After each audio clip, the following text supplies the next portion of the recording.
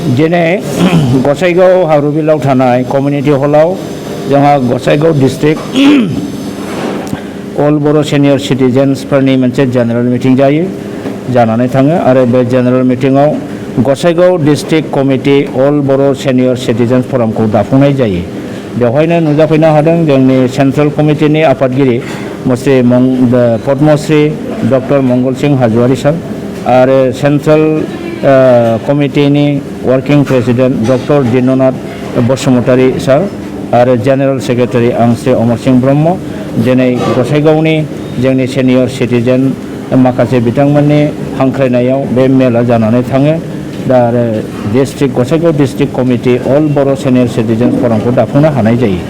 बे अल Bodo' senior citizens फरामनि गाहाय थांखिफ्रानो जादों जे जोंनि दुलाराय बर' माहारिनि थैनाय थांनायनि इसुफोरनि खोथाफोरनि सायाव जोङो जेब्लाबो सानगोन हगोन आरो बर' हारिनि अलखदाव गोलैनो नागिरनाय जिखुनु जेंनानि एगेन्स्टै जोङो जुजिनो नाजागोन। सरकारजोंबो जोङो सावरायनो नाजागोन जाहाथे जोंनि बर' बा ट्राइबेल माहारिया खुनु पर्दाय अलखदाव गोलैया। दिनैनि दिनाव जोंहा गोबां हारिनि खहा जानाय जोङो नुनो मोनदों। जेरै बिटिसि सुक्तियाव मोनखानाय माखासे पावारफोरखौ बिटिआर सुक्तियाव बेखौ खोमानाय जादों, गोमाहोनाय जादों, बाद होनाय जादों, जायनि फलाव दिनै बिटिसि सरकारा प्रमद बर' दैदेननाय सरकारा खुनु धरननि मोजां खामानि मावनो हायाखै। बेफोरनि सायावबो जोङो सिन्था खालामदों आरो बे बिटिआर एकर्डखौ गाज्रि माखासे दफाफोरखौ जोङो होबथानो थाखाय जोङो जेब्लाबो नाजागोन। मोजां दफाफोरनि सायाव जोंहा बुंनांगौ जेबो गैया।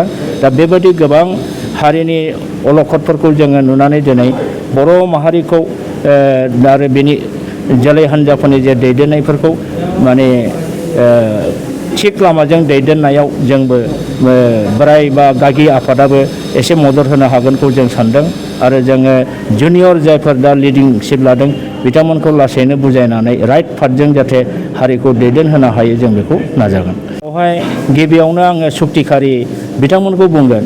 सुक्तियावनो बे जिनिसखौ इनक्लुड खालामनांगौमोन, बे जोबोद गोरोन्थि जादों। बले सुक्तियाव बे जिनिसा हाबफाखानांगौमोन जे रन्जन दैमारि एनडिएफबिनि चिफ लोगोसे जेसेबां एनडिएफबि केडारफोरनि जेसेबां केसफोर दङ कर्टआव, डेजिगनेटेड कर्टआव बा गुबुन गुबुन आदालतफ्राव जेरै सिबिआइ नियाफोरनि आदालताव जायफोरनाखि अभिजुक्त जानानै दं, दसि जानानै दं, बेफोर गासिबो केसा उइद्र जानांगौ। रन्जन दैमारिया जेलनिफ्राय गनांगौ। बे खोथाफ्रा सुक्तियाव हाबखानांगौमोन आरो सुक्तियाव हाबोमोनब्ला निस्सय बिथाङा दिनै गसिगौमोन।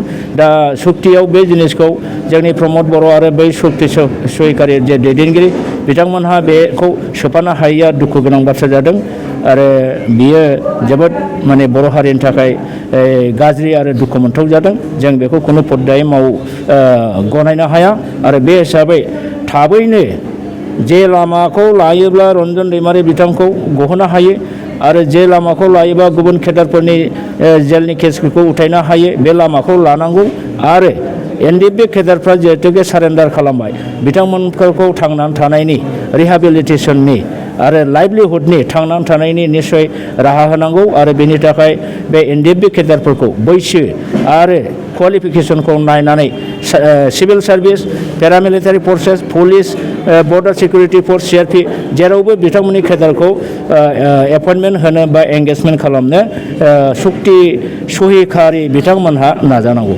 बेखिनिखौ जों रायजो राजाया लुबैयो आरो बेवहाय जोंबो हायोब्ला मदद होनो नाजागोन। बियो खुनु राजनिति हान्जाजों लोब्बा गैया। जोंहा मेइनलि जोंनि जातिनि गिदिर गिदिर इसुफोरनि सायावल' जोङो नांगोन, सानगोन आरो खामानि मावगोन। दरकार जायोब्ला जोङो सरकारजों आल'सना बिल'सनानि दारै बेफोरखौ सुस्रांनायनि जों राहा लामा लागोन। जोङो बबेबा खुनु मोनसे राजनिति हान्जानि आन्दाराव गैया आरो थानायबो नङा, बे जोंनि थांखि नङा। जों मालाबाबो राजनितिकआव आखाइबो होआ, नाथाय जोंनि माखासे इसुफ्रा राजनितिजों लोब्बा थानाय जानो हागौ, बे बेलायाव जोङो खोथा बुंगोन। गासिबो जेंनाखौ सुस्रांनो थाखाय गोदोनिफ्राय जोङो बर'लेण्ड मोनसे डिमान्ड खालामबोदों। बे बर'लेण्ड स्टेट डिमान्ड खालामनायावबो जुदि बर' रायजो राजाया संग्राम खालामोबा बे संग्रामाव जोङो मदद होफागोन।